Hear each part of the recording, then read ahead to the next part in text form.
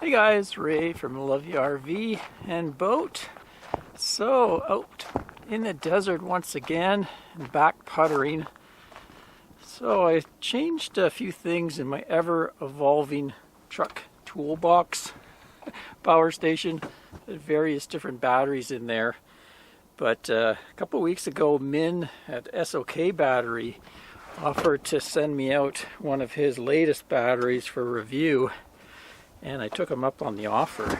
I've always liked the SOK. Reviewed one a couple years ago, and it was really well built inside and everything. But this one is one of his newer generation ones, and it has a built-in heater in it. Heating pads are built into it. So if the temperature drops below freezing and you try to charge it, those heating pads will come on and warm up the lithium cells to a point that they'll accept a charge. So I thought that would be an ideal battery to place in my truck toolbox and keep it in there and do some long-term testing. I had ones called Amper Time in there. They're not that great a built battery. I ended up giving those away to a fellow that is a neighbor in the boatyard. In exchange, he's watching our boat over the winter. And then I threw some of my Lion Energy batteries in here, but they don't have built-in heaters or anything. So when Min emailed me and asked if I'd like to test and review this one for him, I jumped at it. Anyway, I just thought today I'd show you how I've reorganized things in this system. I'll link back to my other videos. It's been evolving over time. I kind of use it as a bit of a test bed for things. So the battery is a 280 amp hour battery. And I have a couple different ways to charge it. There's a Renogy charger that I bought a few years ago, and it's become extra because I'm testing out an SRNE charger. So I put it in the toolbox here, wired it into kind of a trucker's plug that can handle the power. And I plug that in when I want to charge the battery off the truck's alternator. I have a plug over there, and that goes to the battery and the alternator, and I can get 40 amps of charging with that.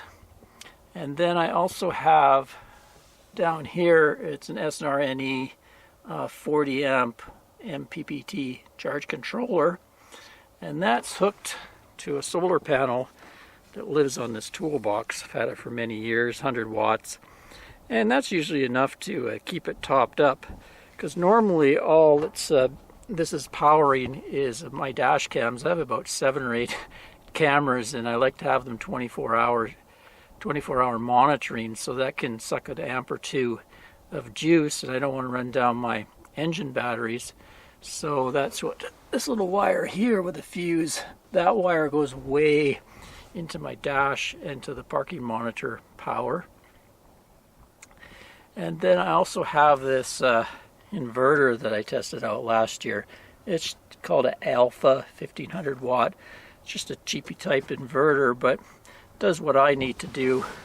I put a plug on the side here, AC plug, and I can plug stuff to that if I want to say shop vac or drills or things like that. It'll run most power tools, things like that. And then another method I have to charge is this, reviewed it last year too. It's a Toronado 30,000 battery charger, but it does lithium here. It's got a 30 amp lithium charger in it. So I can plug that into shore power when I'm around shore power, or even plug it into my main system in my camper. And then it's got a plug on the end here that I kind of wired a little different, and I have it here so it just plugs in there, and I'm able to recharge the battery that way. So I have 3 different ways to recharge, and then I've got this when I need to use that. Anyway, I just thought I'd give you a peek at what I'm doing and kind of tease you for a review on that battery. Will be coming up in the next few weeks. Get a chance to try some charge and discharge tests with it, And also, hopefully we'll get down in the desert. It often gets down below freezing, so if we get a nice cold snap, I can really test it out, real world situation of how it works. And also we'll probably end up taking it apart and having to look inside. So stay tuned for that. Maybe I'll just give you a quick look at a block diagram of this, because to some people this might not make a whole lot of sense, this system. There's how she gets packed for transport. Even have my good old fossil fuel 2000 watt generator in there. This goes down. Also that solar controller has a display here. So I just mounted it here, then I can quickly at a glance take a look at the amperage and wattage and that sort of thing going in there.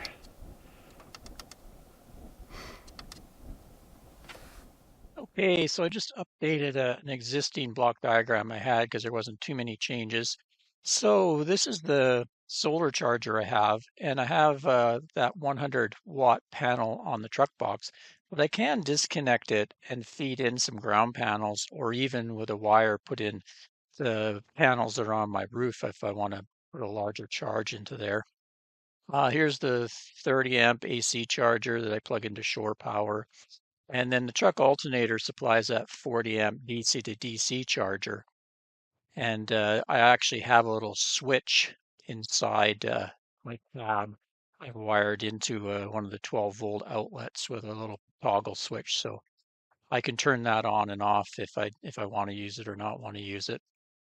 And then here's the battery. I've changed it to 280 amp hours, and it goes off to the dash cam parking mode power, and also it goes and supplies the 1500-watt inverter, which goes to an AC outlet.